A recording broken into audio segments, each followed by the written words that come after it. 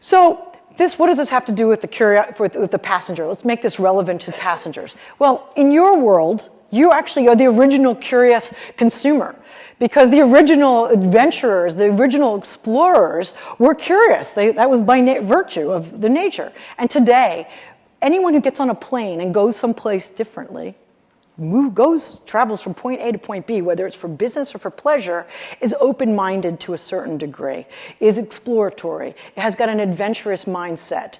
And I mean, I think the best metaphor for this is curiosity is the name of the exploration vehicle that's gone to Mars to explore Mars. So the link between exploration and curiosity is inextricable.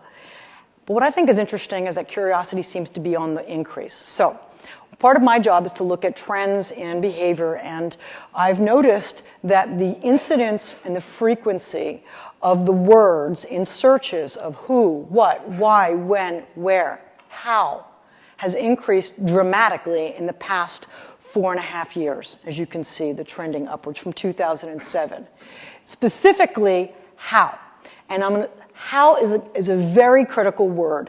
And as I showed you earlier with regard to the media, there are so many television shows and magazines and books devoted to how things work. Consumers are asking about process. Some people believe we're in an era called the how process, or the how era. And with that, I think that this is illustrating in a very simplistic way how the consumers that are your passengers today are actually inquiring more online about their products and services. But when I look at Asia, I don't know if you can see this, I look at all the top 10 countries that ask questions. 3 of those countries are from Asia Pacific. They're Philippines, India, and Singapore. Now you then say, okay, well, then I thought, okay, well, maybe it has to do with the English language.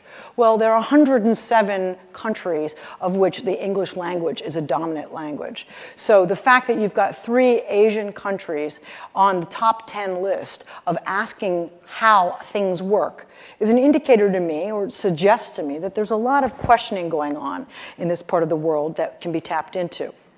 And I think it's directly related to connectivity. It is, in fact, I know it's directly related to connectivity. It's directly related to how much the consumer is connected to the internet and able to search. And as you can see from this chart, we are able to connect either by mobile phone or by the internet. Those 2 major sources of connection. But we have a really big piece of information taking place this year. This is the year where the cell phone outnumbers the computer globally. This year, it is estimated that more people will be connected to the internet by their cell phone than they will be by their computer, which means that your passengers will be walking onto the plane with a device that they're very used to using to search for information, and will have expectations. Because remember, the consumer expects to do the same thing on the ground as they do in the air. So what does this mean to you? Well, new research has just showed that this curious, connected consumer is slightly more female. This is a surprise. We were very surprised to learn this information, because we always had this impression that it was a millennial guy, right? It was a young, tech-savvy guy, was the people that were doing the research. Well, in fact, it's a woman, primarily, and she's using multiple devices. She's using tablets and phones and computers and e-readers. And what is she doing? She's doing 6 things, 6 activities, and all of them have to do with commerce. Obviously, commerce is there, but she's searching, she's creating and curating content, she's collaborating with people, she's consulting people on purchases, and she's connecting with people potentially, for example, to group buy, group purchase. What's fascinating here is that she's using different devices for different kinds of purchasing. So one would think, oh, well, you know, you carry a cell phone, you do most of your purchasing on a cell phone, or you have a laptop. It's not true. So you can see, for example, in the world of jewelry, okay, this consumer is actually more interested in buying her jewelry on a tablet or a smartphone, which is a little counterintuitive, personally, I would think. Whereas clothing, it's the computer is the preferred device. Now, the point here is not to study this particular chart. It's that there is a mental connection between the devices that the consumer has, that they're using to research products, and the category. And we need to understand that. So depending on what you're selling, you need to be aware that it's not just a blanket across all the media. There's a preference, there's a mindset associated with the different devices that might help you in your retailing efforts. And why do we care about this? Because the estimation is that there are 2 billion people in the world right now who are connected to the internet and searching regularly. So I don't know what percentage of your passengers are a part of this, but I can just say that there's a large portion of your passengers, or the passengers in the airlines that you're working with, are these curious, connected, savvy, technological consumers who are researching brands. And they have specific needs. So what does this mean to you? So who cares? This is all very great. If you don't have action, how can you put this to action? Well, there are 6 drivers for marketing if you want to tap this curious consumer. And this is like the cheat sheet. This is the crib sheet of what one can do to, what I would say, seed and harvest curiosity in your consumer. One is create tension. Create controversy, paradox. Remember, like the upside down stores. Create something that's very counterintuitive. 2, secrecy. Little bits of information, treasure hunts, scavenger hunts. Withhold information and give breadcrumbs of information. Fantasy. Tease the imagination. Create stories. Propose what-if scenarios. Play. Use games. Gamification of retail is one of the larger trends out there that I'm sure you're all aware of. Use it if you can. Also explore novelty, newness, things that are different and surprising. And then power. What power means is give the consumer some kind of input in the decision making. When you have input into the outcome, you're more interested in the topic. So these 6 levers can actually be used in marketing if you think about how I can design my brand or design my retail experience in flight. I'll give you 3 examples, just three examples. There are numerous examples. The first is how it's made. Brands that have great stories, great provenance, great process. The examples I give here are Levi's, have the timeline, and Lego.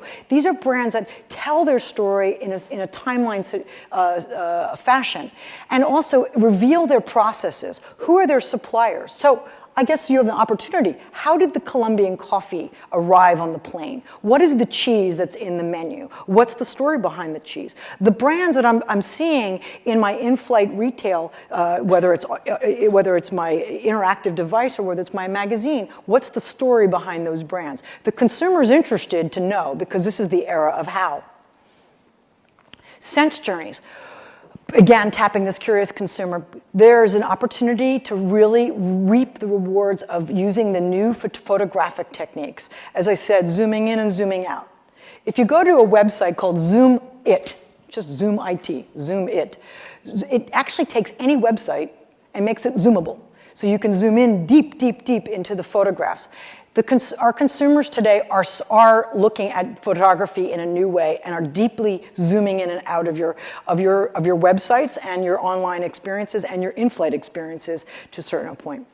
And then audio games. The biggest trends in interactive audio gaming is not visual games. It's actually closed eyes, silent audio games. So you close your eyes and you're led on a journey, an oral journey. And this has great implications because you could take someone through a brand journey while they're in the seat in flight. So that's an example of a game. Another example would be using the crowd. This is to the idea of power, empowering the consumer. Group buying applications like Groupon everyone's doing it on the ground. They're going to start expecting to do it in the sky. So possibly considering how can you garner the collective or get critical mass in the sky.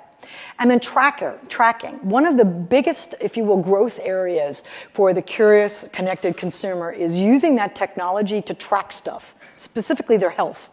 They want to know things about their money and their health, and they are very competitive. So if there's any way in which you could help them track their purchases, or whether they're buying the right products or eating more healthily in the flight, that might be an opportunity for you. So as we move forward, the point here is curiosity is at the center of your communications, of product selection, of service that's delivered, and obviously the design of your retail environment. And your passenger path from the moment the passenger decides I'm going to go fly someplace, before they've even selected it, to the through whole process until they arrive home. There are many points along that process to A, sell products to them, and B, pique their curiosity along the way. Because throughout this process, this passenger is connected and is actually inquiring about brands and experiences and is hungry for these curious experiences. So I guess my conclusion is you got 2 billion consumers out there who have this kind of behavior. Technology and connectivity are inextricably linked. And the retail world on the ground knows this and is designing retail experiences to cater to this particular kind of consumer. So clearly this has implications in the sky and for brands that are in the sky. And I would challenge you, as you go forward with ARC for the next couple of days, have fun, wear a different hat. Take the role, imagine if you were in your company, you were the chief curiosity officer for your company. Imagine that was your title as well as your current title. How would you approach things differently? And then you can utilize the 6 tools that I mentioned. It's attention, secrecy, fantasy, play, novelty, and power. You can use those techniques when you design your brands and your brand experiences and your retail experiences. Thank you very much. Have a good time at the conference. It's been a pleasure being here, and the presentation is available online, and I've also got a handout for everybody.